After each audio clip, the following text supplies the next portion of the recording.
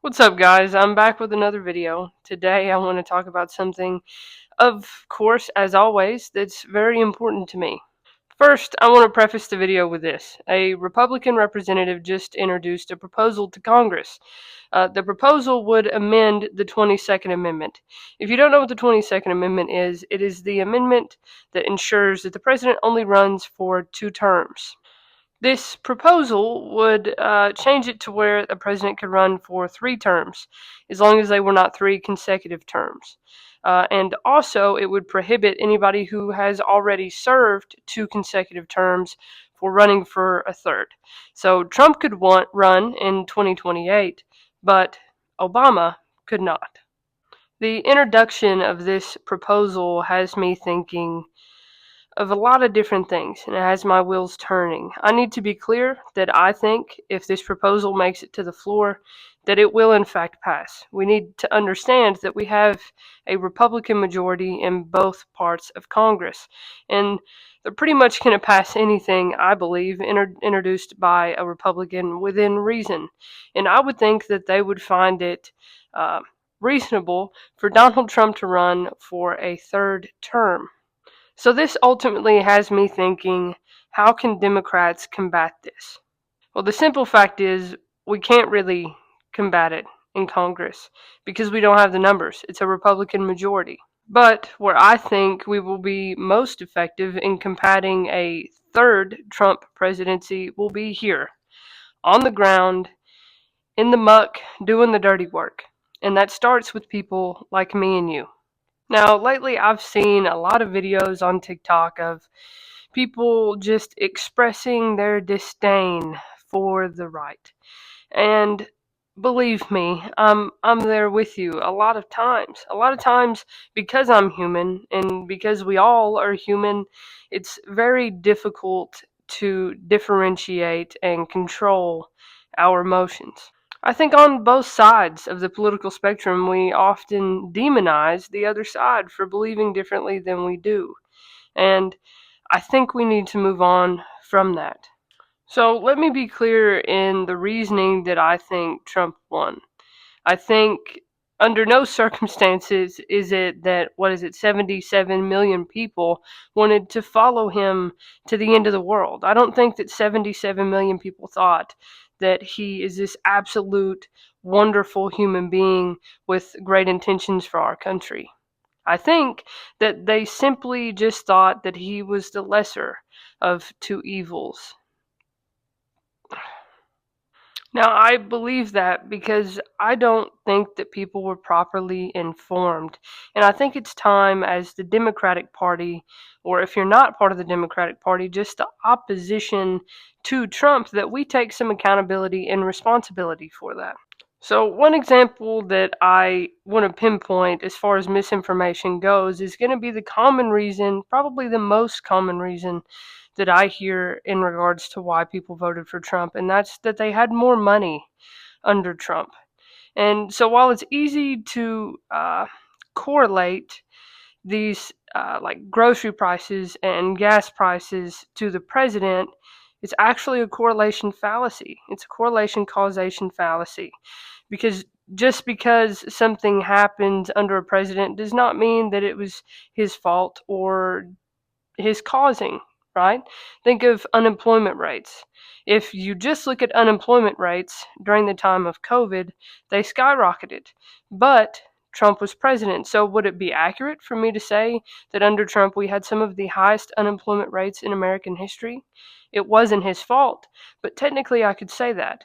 Just like gas prices and grocery prices, he had virtually nothing to do with because it's a global market.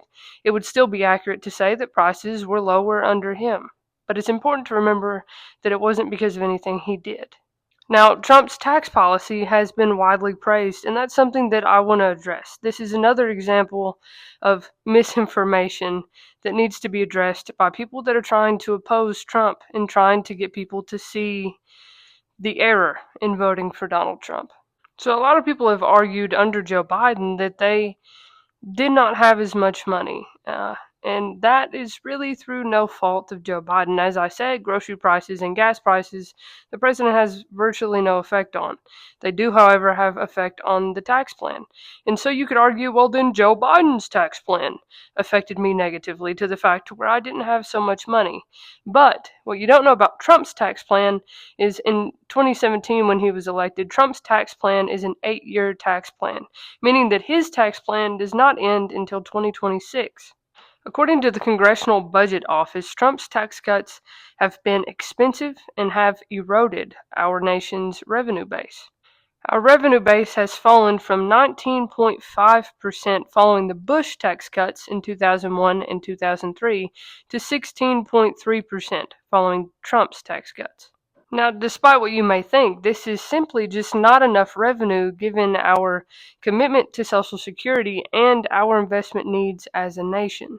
Now, I've got a chart that I'm going to share with you. I'm going to put up. This chart basically shows, as the research has, that earners who earned less than $114,000 a year saw virtually no income change under the Trump tax cuts.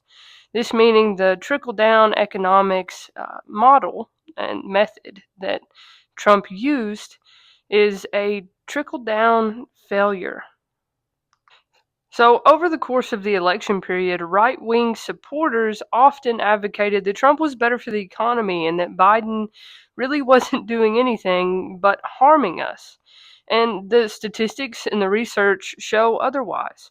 So, the fact that we weren't able to convince so many people that Biden was actually better for the economy opposed to Trump is really on our own part. And I want to talk about that for a minute. The research and the facts are there. I don't believe what I believe just because I believe it. I believe it because there are things to back it up. And I'm sure that you do too, whether you're a Republican or a Democrat. But I'm talking specifically to the Democrats when I say this, is that we have to let up off the reins just a little bit, and we have to back up and be more compassionate. Because think about if somebody was trying to change your mind, how would you want them to go about it? By talking to you like you're a moron? That probably wouldn't work. You would just shut down and not internalize anything that they are saying.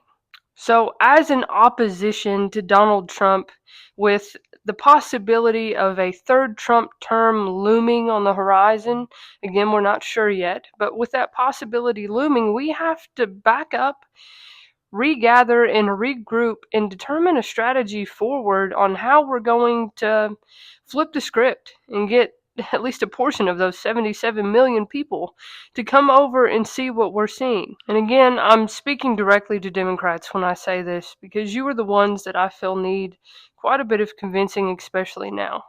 After the election, I was bitter and I was distraught, and I had a lot of anger towards the people that just couldn't see what I saw. And then it transitioned to the, excuse my language, but the fuck around and find out stage. And while that may be glorious to do, that may be fantastic to step back and watch things unfold and unravel and know that you had no part in it. What's also important is realizing that you now have to go and explain to people why this is happening, and you have to do so with a compassionate tone and a will for change. Now, listen, we have a few people left in the government that are out there fighting the good fight, like Jasmine Crockett and AOC. They are on the floor of Congress trying to combat these horrible things that I think are going to happen. But when you think about the faces of the Democratic Party that we put in that position, like the Obamas or the Clintons, even Kamala or Joe Biden, think about Joe Biden's farewell speech. He reiterated 100 times that we are on the cusp of an oligarchy and that some seriously dangerous things are about to happen in America. And then he was like, all right, I'll see you later. So you know what that leaves? That leaves people like you and me to fight that fight now. To ensure that in 2 years we put more Democrats in Congress to combat whatever it is that Trump is going to do. But in order to do that, we're going to have to change some minds. And really, honestly, if you're being honest with yourself, you can't change minds when you have a complete hatred and disdain for the other side. We have to understand why they did. what they did. A lot of people voted for Trump because they thought it would be better for their pockets, that it would be better for the economy, for the country overall, as far as national security. But now they will get the chance to see that maybe that's not going to happen. Or that maybe in the process, like we said, some human rights are going to be under attack. So, for the most part, I really believe that Trump is going to do our job for us. But also now, we have to still do some convincing because there will be people that just don't look at what he does. So I know it's going to be a long 4 years for people that did not vote for Trump. It's going to be painstaking and just incredible. But we have to remember why we're fighting. And now's not the time to lay down. Now's the time to grow some compassion for the other side, regardless of how you feel. Believe me, I know it's hard, but we have to. The life, the soul of our country is really on the line with this one. So make sure that you're holding yourself accountable in these conversations that you will have with Trump supporters. You need to do your research and you need to be accountable for where you're getting your facts. Now, later I'm going to do another video over a couple websites that you can use to ensure that you're staying on top of things, to correctly inform yourself and other people. But for now, I want you to remember why you're fighting the fight. If you're not following me on TikTok, you need to go do that. The username's the same. If you're not subscribed on here, you need to do that.